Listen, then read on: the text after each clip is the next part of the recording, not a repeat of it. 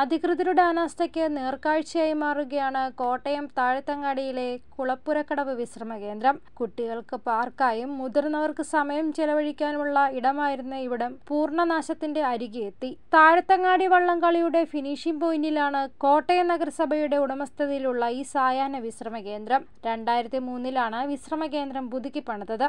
മുൻപ് ചെടിച്ചട്ടികളും ഇരിപ്പിടങ്ങളും കുട്ടികൾക്ക് വിനോദത്തിനുള്ള ഊഞ്ഞാലും മറ്റ് കളിയുപകരണങ്ങളുമെല്ലാം ഇവിടെ ഉണ്ടായിരുന്നു. എന്നാൽ ഇതെല്ലാം നശിക്കപ്പെട്ടു. ഇരിപ്പിടങ്ങളെല്ലാം തകർന്നു വീണു.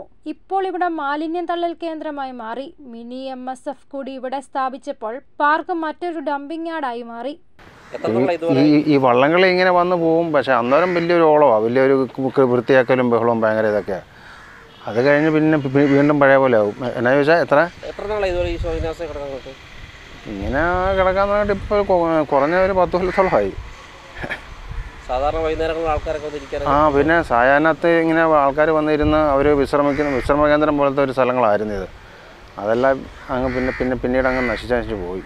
നാട്ടുകാരനൊക്കെ പറയാനുള്ളത് ഇത് സംരക്ഷിക്കണം, അതാണ് നമുക്ക് അത്യാവശ്യമാണ്. എന്നാലല്ലേ ഒരു പുരോഗമനം ഉണ്ടാവുള്ളൂ. വിശ്രമ കേന്ദ്രത്തിന്റെ പരിസരത്ത് നിൽക്കുന്ന വലിയ മരങ്ങൾ കടപുഴുകി വീഴുമെന്ന ഭീതിയിൽ ആളുകൾ ഇവിടേക്ക് എത്താറില്ല. ആരും തിരിഞ്ഞു നോക്കാതായതോടെ സാമൂഹ്യ വിരുദ്ധരും ഇവിടെ കൈയടക്കി. പൈതൃക ഗ്രാമമെന്നറിയപ്പെടുന്ന താഴത്തങ്ങാടിയിലെ വിശ്രമ കേന്ദ്രം പഴയ പ്രതാപത്തിലേക്ക് മടക്കിക്കൊണ്ടുവരണമെന്നാണ് നാട്ടുകാരുടെ ആവശ്യം. News bureau, Kottayam.